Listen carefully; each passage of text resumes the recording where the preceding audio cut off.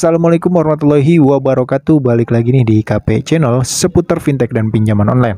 Nah teman-teman, di video kali ini gue akan ngebahas lagi ya tentang resiko gagal bayar Galbay di pinjol aku laku. Apakah diproses melalui jalur hukum? Nah buat teman-teman yang gagal bayar ya, pokoknya pantengin terus, no skip dan simak video berikut ini. Oke teman-teman, buat kalian yang gagal bayar Galbay di aplikasi pinjol aku laku, ini adalah video yang tepat buat menghadapi DC, teror, ancaman maupun intimidasi. Dan ini adalah video yang tepat buat kalian menguatkan mental kalian supaya tidak down dan supaya tidak panik lagi. Nah di video kali ini gue akan ngebahas ya resiko Galbay di aku laku, apakah diproses melalui jalur hukum. Ya, karena banyak yang pertanyaan seperti itu.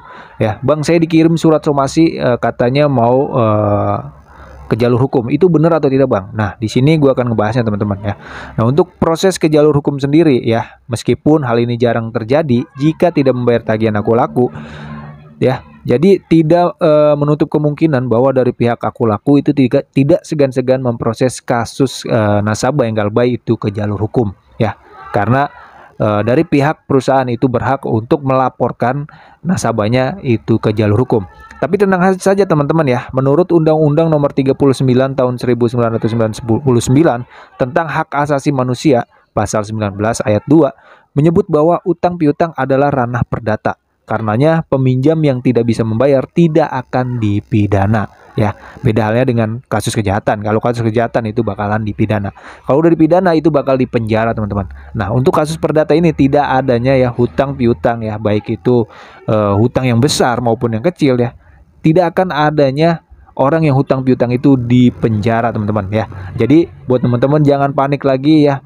Jangan khawatir lagi ya, karena banyak banget nih pertanyaan yang tentang, Bang, saya utang di aplikasi pinjol aku laku tapi takut dipenjara, Bang. Nah, itu buang sifat itu teman-teman ya. Karena untuk kasus hutang piutang ini sudah jelas banget ya dalam Undang-Undang Nomor 39 Tahun 1999 ya, bahwa hutang piutang itu adalah sifatnya perdata, teman-teman ya.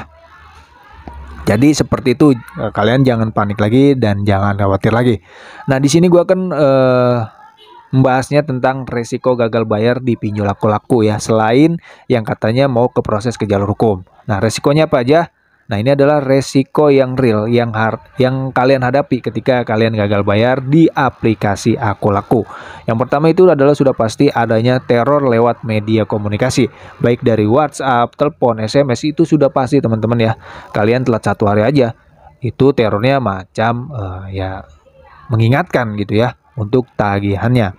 Nah, upaya komunikasi ini akan terus dilakukan hingga kamu membayar tagihannya, teman-teman.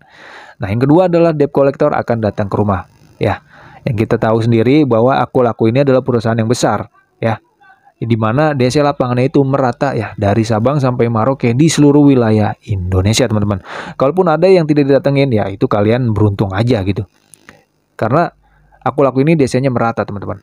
Ya, jadi jangan tanyakan lagi untuk DC lapangannya ya, kalian hadapi aja. Yang kalian tanyakan itu harusnya adalah mengkuatkan mental. Gimana caranya menghadapi DC lapangan gitu. Gimana caranya mental kita supaya kuat ya, gitu teman-teman. Untuk DC lapangan ini sudah pasti ada DC lapangannya. Kalaupun yang tidak disamperin ya, mungkin nasabah itu beruntung, gitu aja gitu teman-teman ya. Nah, selanjutnya masuk ke daftar hitam ya. Konsekuensi lain bila kamu tidak membayar tagihan pinjol legal adalah masuk ke blacklist BI checking yang mungkin akan menyusahkan kalian di kemudian hari karena kamu telah masuk daftar hitam yang tercatat di SLIK OJK, teman-teman. Nah, selanjutnya adalah dikenakan denda telat pembayaran. Aku laku menerapkan biaya tambahan yang harus dibayarkan peminjam jika telat membayar tagihan hingga tanggal 7 tiap bulannya. Besaran biaya tambahan tersebut mulai dari 2% sampai ke 10% dari total angsuran ya, teman-teman.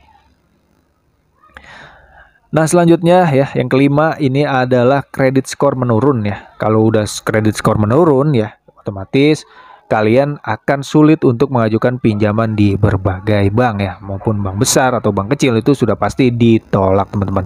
Nah, itu adalah beberapa resiko yang harus kalian hadapi ya, selain teror yang katanya mau diproses ke jalur hukum ya.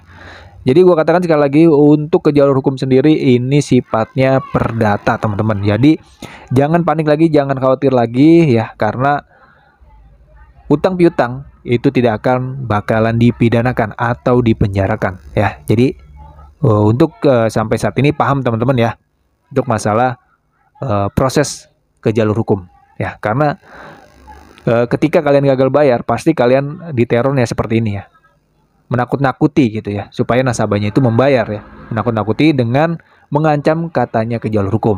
Nah di sini di video ini gua membahas dan teman-teman harus simak ya, penting banget ini ya. Semoga teman-teman yang sudah menonton video ini ya jadi paham gitu ya, karena utang piutang itu sifatnya perdata bukan pidana. Oke, segitu aja video kali ini ya mengenai resiko gagal bayar di aplikasi Akulaku. Tadi yang sudah gue sebutkan ada 5 resiko ketika gagal bayar di aplikasi Akulaku. Karena Akulaku ini yang kita tahu adalah perusahaan yang besar teman-teman. Ya. Semoga bermanfaat ya video kali ini ya. Sampai jumpa ke video selanjutnya. Thanks for watching. Salam galbay.